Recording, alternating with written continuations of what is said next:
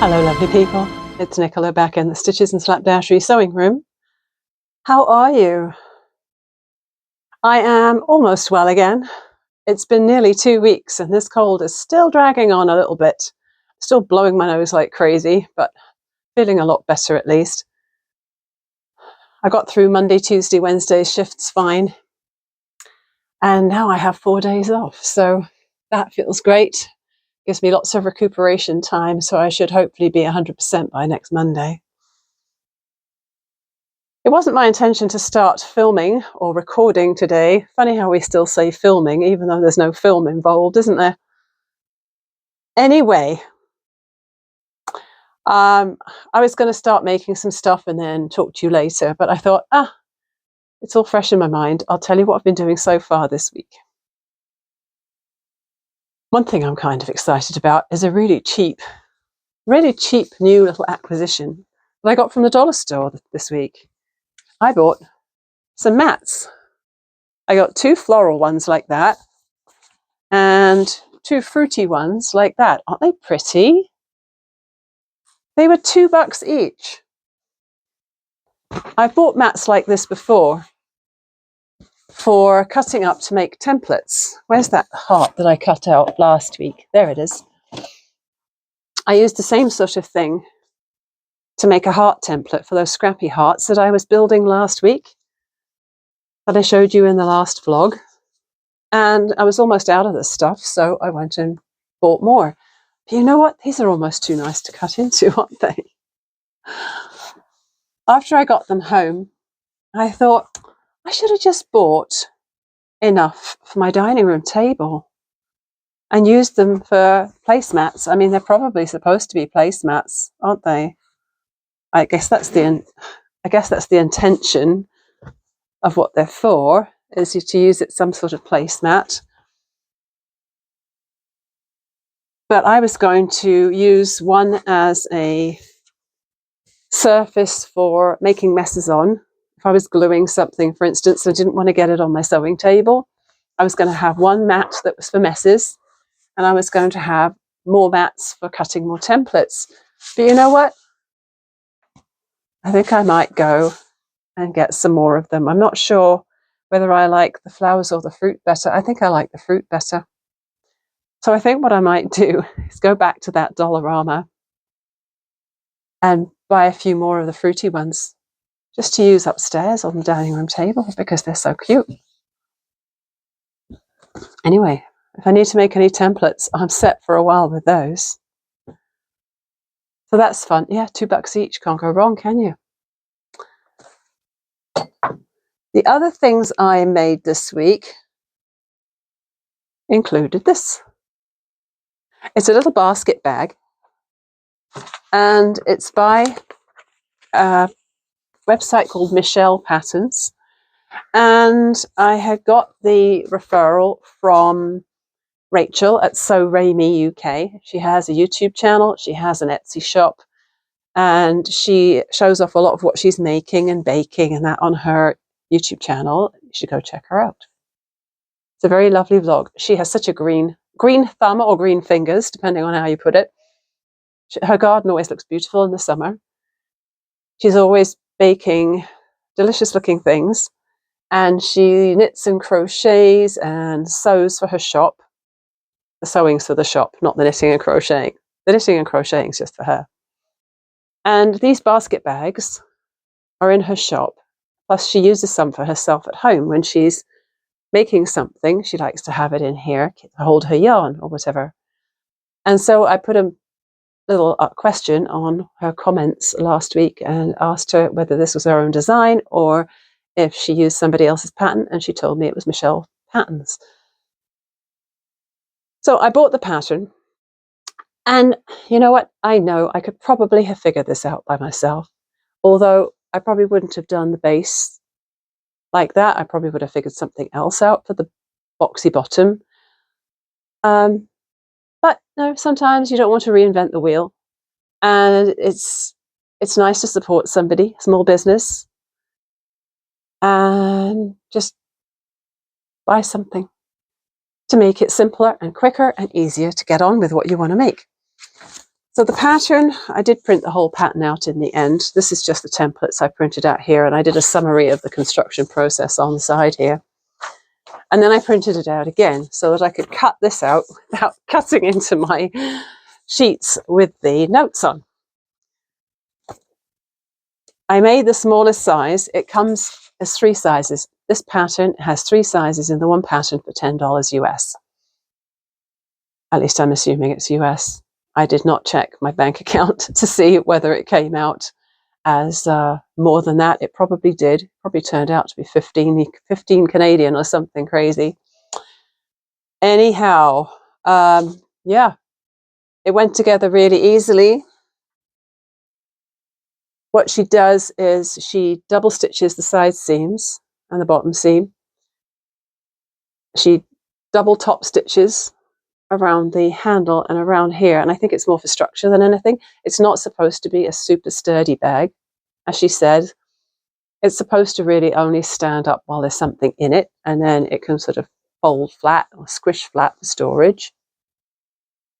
But what I ended up doing was putting Thermolam, which is fusible fleece, on one side. And did I interface the lining? No, I didn't interface the lining. I just used the Thermolam. What she does is she uses muslin and flannel inside. But I did not do that. And mine stands up quite nicely, although it is the smallest size, so there's not a lot to hold up. But I'm noticing that on the inside, you've really got to be assertive with the inside and really push it down, push it out, faff about with it a bit to make it sit flat there. And maybe that's just because I used a more sturdy interfacing than she did. And I also colour blocked it just so I could use some scraps.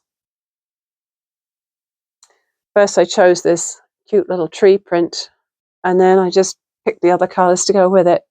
I don't know if you can tell, but that's rather a nice pale pink, but it might not show up as the right colour in this artificial light, I don't know. But that was fun. And I need to make the other 2 sizes next, because I think these would be really useful.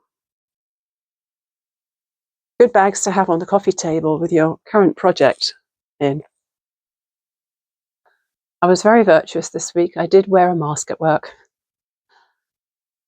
because my nose was still a little bit runny and I was coughing a little bit, not too much. Thankfully, I didn't have any of those uncontrollable coughing fits, which we all hate. So when customers came through the till, I'd make sure to have a mask over my face, and I had my box of tissues and my hand sanitizer on the right by the till, just in case, so that anytime I needed to whip the mask down and blow my nose, I could then clean my hands up. So I think people appreciated that, because you could still hear that I had that cold, and I was definitely a bit congested still. Moving on. I knitted a hat. A few days ago, I was wanting to have a knitting project and a crochet project. I wanted to think of something to do with the Lion Brand Heartland. And I know I said in the last vlog I would like to do a colourwork project with the Lion Brand Heartland, which I have now done. And I also said I wanted to figure out something to do with all my cottons. And I think I'm nearly there, but I haven't quite fully decided yet. But we'll get there. What I did earlier, I went out for coffee with a friend today. And of course, I can't go out without a project, right? I thought if my hands get itchy at the coffee shop, I might need a crochet project with me. And so I got all my little balls of coloured yarns that I had earmarked for amigurumi, and I stuffed some purples and some green and some pipe cleaners or chenille sticks, again, depending which end of the Atlantic you live on. And I put them in there because I was thinking maybe I could make some sort of flower. Well, I never did crochet while I was out, but the idea is still there, and my little amigurumi piles are now sorted by colour and in Ziploc bags. So I think I'm going to bag them up, take them upstairs, and have them accessible to me upstairs at the couch so that they are always there. The knitting project. It is a beanie. it fits me perfectly. My colour work is not perfect. I'll be the first to admit it. It's a little bumpy in places. But this pattern is well written. It uses 3 sizes of needle. So it's by A Kinder World, NZ. And that's Amanda, who lives in New Zealand, as you can probably guess from the name. And she is an online friend who I consider a friend because I've been chatting with her for a long time in Ravelry. And she designed and published this hat quite a while ago. It's been in my Ravelry queue for a while. And I decided it was time to make it. Has a message on it, very important to my heart. It says, "The future is vegan." And then it has a little plant and a heart on it. And so I used the Glacier Bay Lion Brand Heartland, and the gold is Canyonlands, I think. And the ribbing is done with hang on, I'm going to go with US sizing here, and I know I don't usually do that because US sizing kind of confuses me sometimes, but my set of interchangeables is US sizes. So the ribbing was US 5. The colour work was US 7, which I know is a 4.5 mil. And then the top is a 6, US 6. So what she's allowed for is to have the ribbing be nice and snug with the smallest size needle. The medium size needle is what, if you were to do a gauge swatch, you would figure out your gauge on that. I did not do a gauge swatch. And then the largest needle you use for your colour work, because quite a lot of people will tighten up when they're doing the stranding. And so it makes a lot of sense to use a bigger needle for your colour work. There was one place where I missed a stitch right here. I had to duplicate stitch that crossbar on that H because I somehow missed that in the knitting process.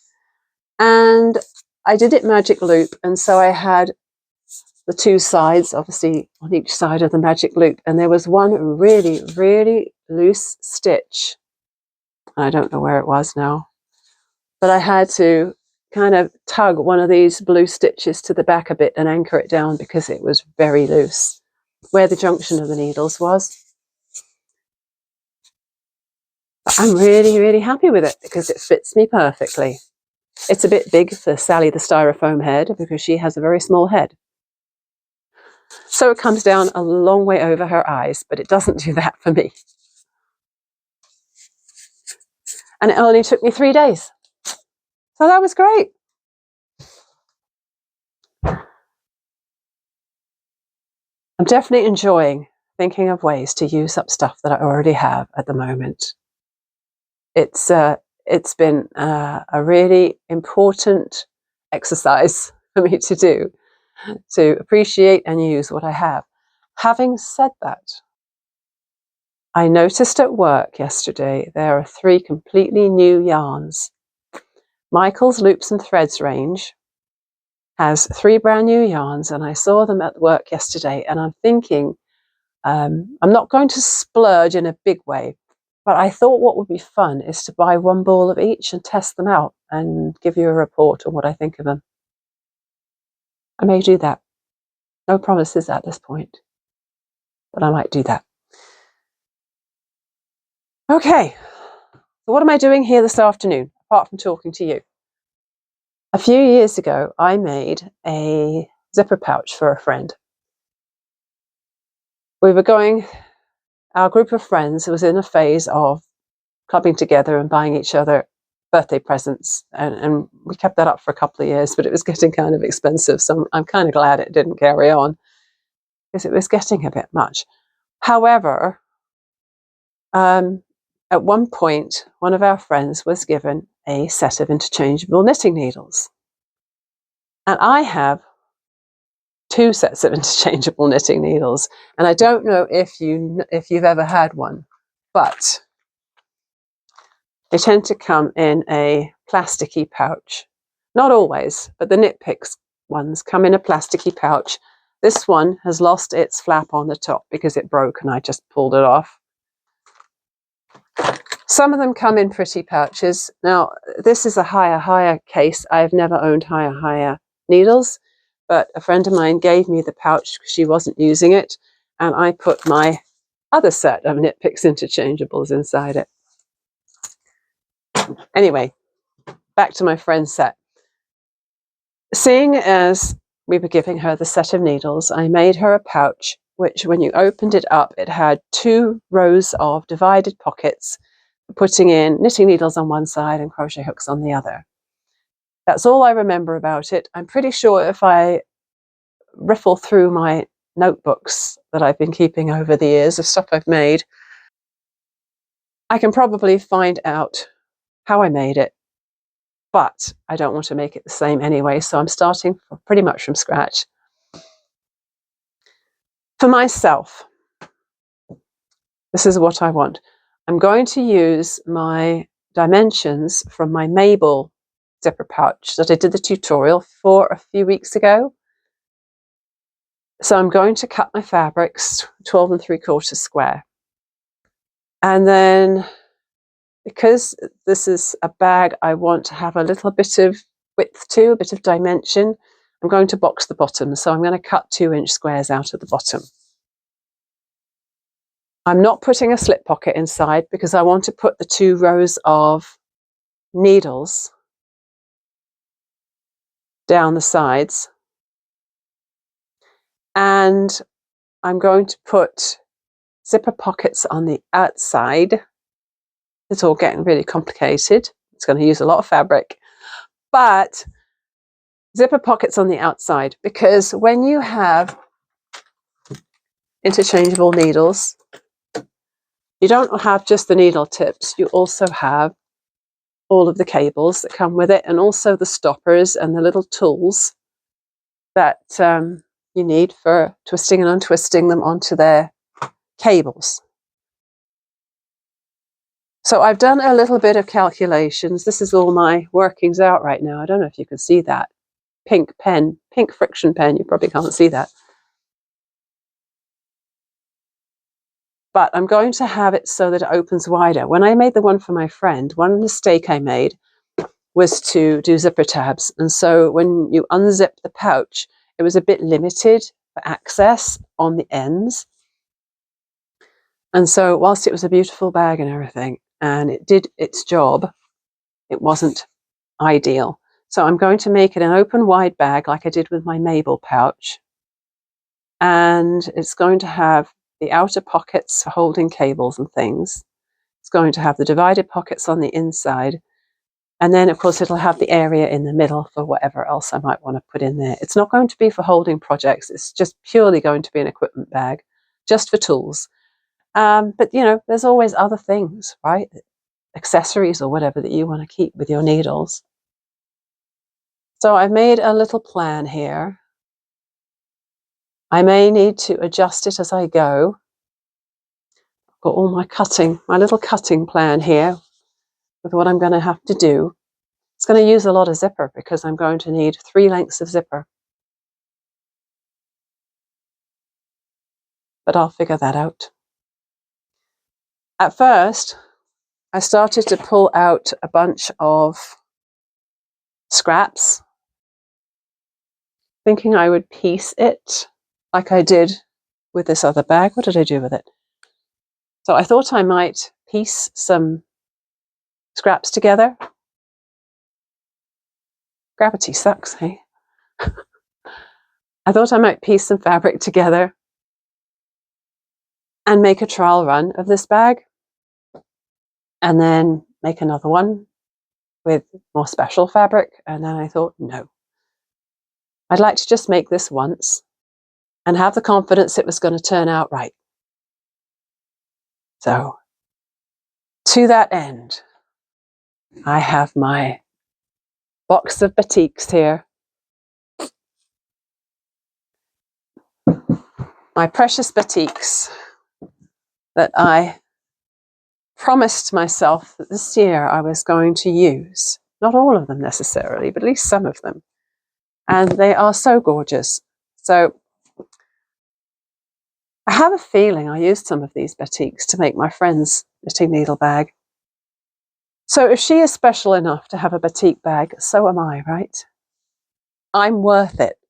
I am worth it.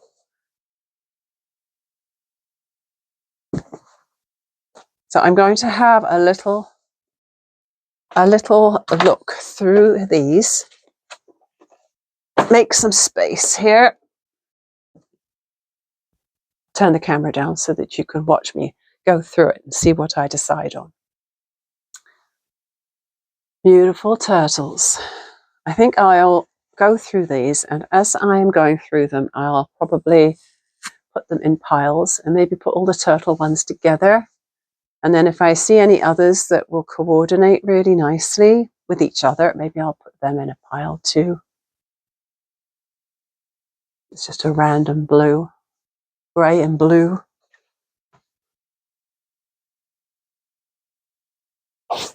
Oh. Look at that, I cut into that turtle one quite a lot. That one's quite a raggedy piece.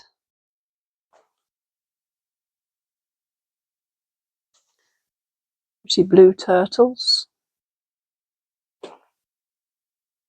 I think I've mentioned before that some of the turtle ones actually came from Maui when we were visiting one year.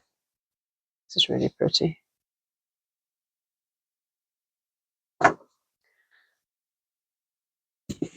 But I'm going to get a little bit political here and now and say that it's very unlikely I'll be wanting to visit anywhere in the United States in the foreseeable future. More turtles, which is very sad thought, but there we go.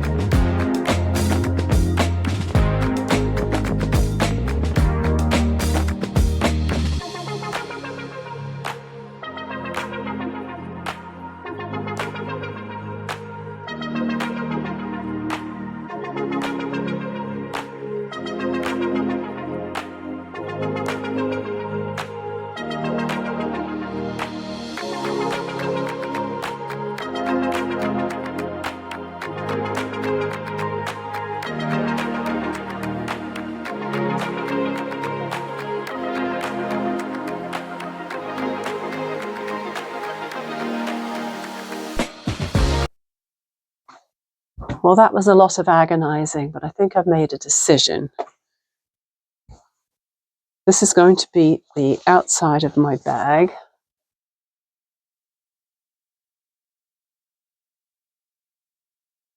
Kind of looks like ferns on fire, I call that. And then for the, hang on, let me just think about this. Yes, for the inside of the zipper pockets, you won't see this unless I open the zipper pockets. But that's going to be inside the zipper pocket. Just a fairly nondescript light orange. So when you open up the zipper, you'll see that lighter orange inside. And then for the interior, I'm going to do the interior with this fabric. But then you're not going to see a huge amount of this. You'll just see the top part, because then I'm going to be putting a divided pocket over the top of the lining. So you'll see a strip when I open the bag of this near the top, and then there's going to be this dragonfly fabric, which will be holding the needles. So Not a huge amount of contrast there either, but I think that's going to look kind of pretty. I mean, you can't really go wrong with batiks, can you? They look rather gorgeous, whatever you do. So I'm going to write that down so I don't go and confuse myself. And I'm going to get cutting and interfacing and get everything lined up, ready to get started on the sewing. It's evening time now, and we've been out for our walk and had dinner.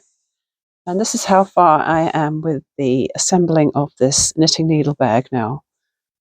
This is my exterior, and I've got the thermolam fused on. I've cut some squares out, 2-inch squares out of the bottom for my boxed bottoms. I haven't thought too hard about this, so I'm hoping it's going to work out. These are the 2 pieces for the zipper pockets. So everything's cut at 12 3/4 by 12 3/4 except for these pieces. These are 11 by 12 3/4 because I want the zipper pocket to obviously fit without going all the way to the edge inside the exterior fabric. My interior lining is interfaced with SF101, which is a medium weight woven fusible. And then these 2 pieces, I've ironed them in half, but I'm going to be flipping them the opposite way around in a minute because I realized that because they're not going to be going all the way to the bottom of the bag, I don't want them to be open at the bottom, of course.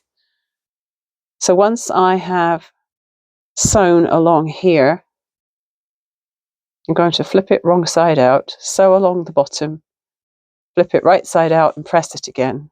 So I'll have basically a tube. These edges can stay open because they're going to be going into a seam. And then I'll figure out what lines I need to stitch vertically to allow for pockets for my knitting needles. So this is going to get flipped this way. I'm going to sew along here, flip it right side out again and press it on both of these pieces. And then I am going to figure out where on this bit it's going to sit. Obviously I don't want it to be too high because I want the tips to be low enough or far enough away from the zipper so that they don't get in the way of that. So I also have to allow for the fact I will be boxing the bottom and there will be a seam in here, probably a 3/8 of an inch seam allowance. So I don't want that to interfere with that. My internal walls are done. So what I realized when I started to figure out where I was going to do my stitching, you can possibly see my pink friction pen lines are still on there. I haven't ironed them off yet. But when I tested a needle tip on here, if I had made the channels all the way to the bottom, the needle tips would have just slid all the way to the bottom and I wouldn't have been able to get them out again. So I ended up doing a horizontal line 2 inches above the bottom. I could have just re-sewn this smaller, but I didn't. I thought, oh well, it'll just add a bit more structure to the bag, and I couldn't be bothered to mess around with it. So when I did the vertical ones, I drew in my seam lines, 3/8 of an inch in from the edge, and then I did a 1 inch buffer zone because I didn't want my first pocket of my needle tips to be right over at the edge, right up, butted up against the side seam. So I came in an inch and I came in an inch, and then I did 9 pockets, and the first 4 I measured from this side. So after this first inch I did 4 pockets that were 1.25 inches wide, and then I did 5 pockets that were 1 inch. This last one for the skinniest needle tips is slightly less than 1 inch, which is perfect because it doesn't need to be as wide as the others anyway. One thing I did notice with this batik is when I initially drew in my little marks with the friction pen, I didn't like how I'd done it, and so I had just used the tip of the iron just to get rid of them and then redraw them. But I can see a shadow of my original line on the fabric. So that's really interesting because I'm not sure if I've ever seen that before. So it's a good thing that this is going to be inside the bag and not right on the front, because if you could see white lines or lighter lines on the fabric where my friction pen had been and it was right on the front outside of the bag, I might not have been very happy with that. So the beauty of this is my iron is a little cool right now, but as it warms up and I get this warm, those pink lines will disappear.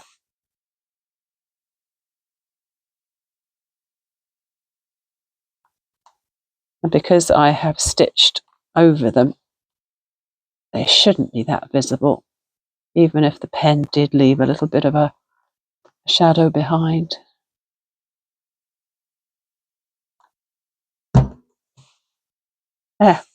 Lines are all gone. So to get this inset zipper, there's a billion tutorials on YouTube for this sort of thing. But I've got my zipper pocket lining here. I actually could have made it deeper, because when I fold this up, you can see there's going to be probably at least another inch I could have had of depth in this pocket. And by the time the zipper is inserted, I'm only going to have about this much depth in the finished pocket, but it should be enough for my cables. So I placed this on here 2 inches from the top, and then I drew lines here. You draw a box. If you want to insert a zipper like this and create a zipper pocket, you draw a box, like a long rectangle. And I did it 1 inch from the top of the fabric and then 1/2 inch deep and 1 inch from the sides of the fabric, because when I'm sewing around this later, I like to have plenty of room. I don't like it when it's too tight in here. I like to have a bit of room to move. So I've sewn around my lines already, and now I'm going to cut down the center of this box and into the corners and push it through. So once you've cut through the center of your box and then also into the corners here, make a little triangle. You push the fabric through the hole to the wrong side. Pull it all the way through. I need to heat my iron up again. My iron does have an automatic shut-off, but I still like to turn it down when there's long periods of inactivity. Now the challenge with this is always to get, there's a couple of challenges, let's be honest here. One of the challenges is not to get your ends all puckery here. You've got to cut into the corner of your stitching on the other side without cutting your stitching. And when you pull this through, you want to make it as smooth as possible. And also you want to make sure that this seam is right on the edge.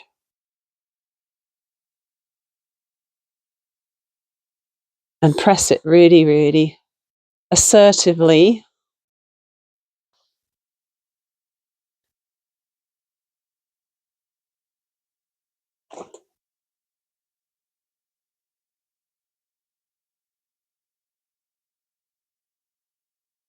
It's still heating up.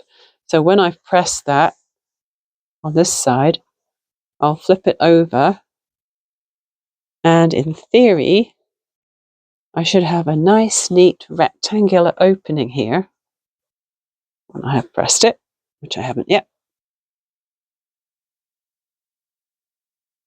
And then I will put my zipper behind it and then sew around.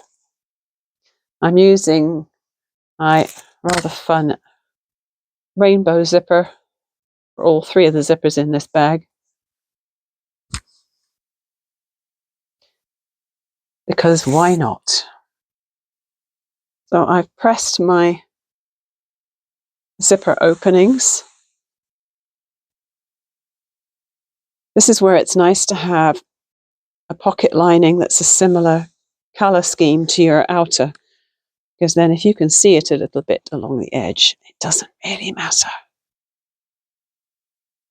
Now sometimes I have used my double-sided tape to hold this in place while I am sewing, but the double-sided tape has shown and it's been really annoying.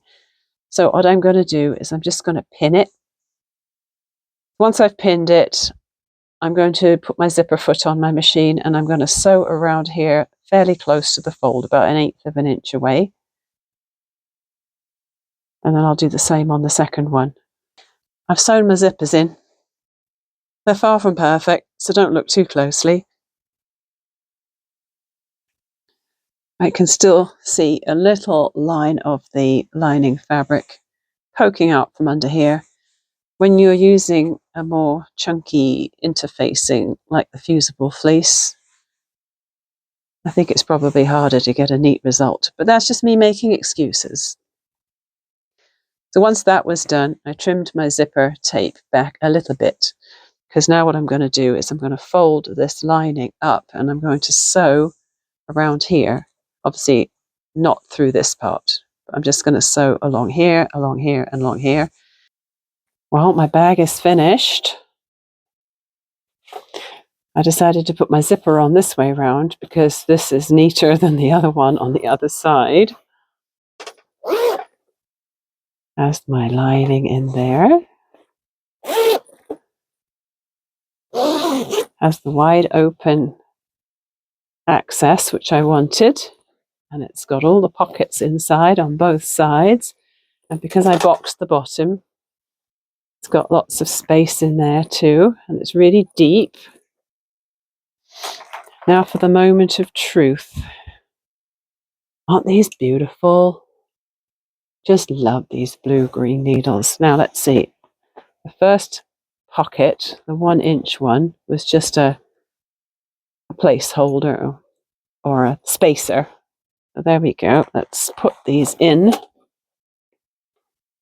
I have no idea what the time is. I got so stuck into this that I didn't want to stop. Whoopsie. Actually, you know what? It would look better with the tips pointing upwards, wouldn't it?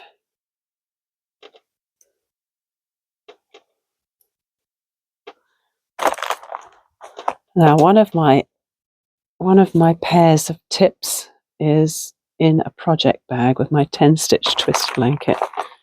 So I'll have to skip a space for that.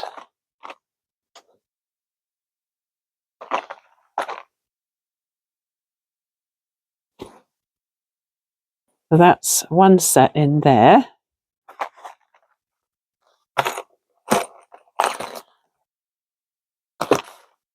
And then turn it around, put my other set in. Let's see, right there.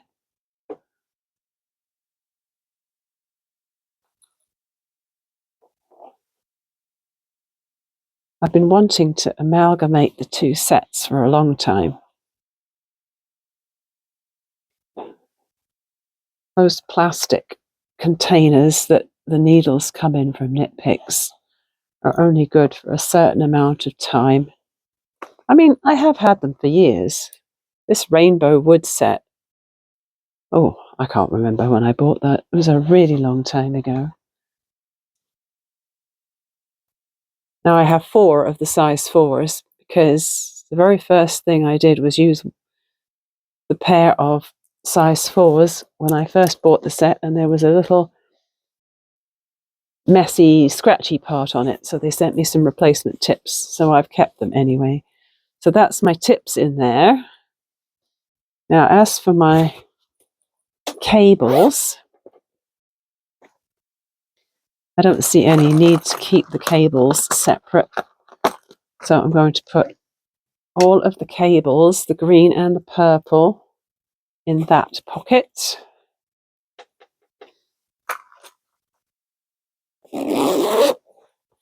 And then I can put other stuff in this pocket. I always have a little bit of non-slip vinyl for twisting them closed and undoing them.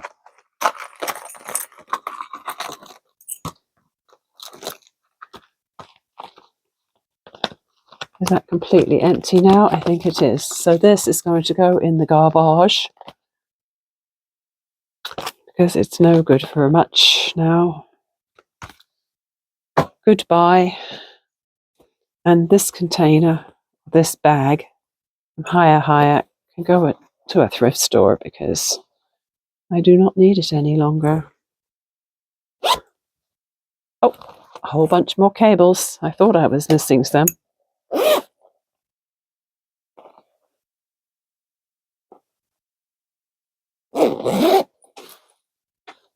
So I'll put my non-slip vinyl in there. Just make sure I've taken everything out of this one.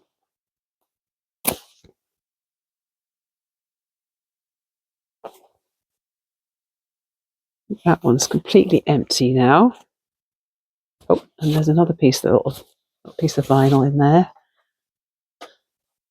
And then all of the other bits and pieces, I have the rainbow wood set of cable needles. I don't do cabling very often, but I bought them anyway a long time ago. I'm going to take everything out of the little plastic bags.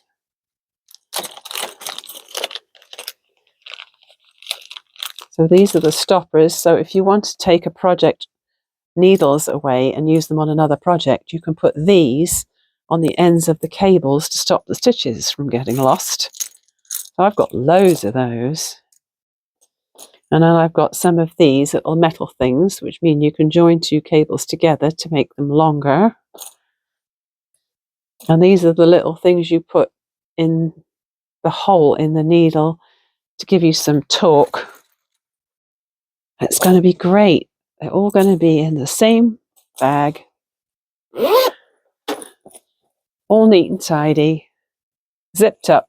And I've still got all of that space in there to put something else. I am very chuffed with that. Well, that was a fun day of getting something new made. It's going to be incredibly useful and I'm going to enjoy using a lot. As usual, my sewing table is now a disaster, but that's just a sign of productive creativity. Let's call it that. Thanks for spending some time with me today, and I hope to see you again really soon. Please do share this video around. A few months back, I got all excited because I was very close to being at 700 subscribers, and I got there for about 5 seconds and then it dropped back down again. So if you could see your way clear to sharing this to at least one other person, or on social media, just to one other thing, if you're on Facebook or something, that would be awesome.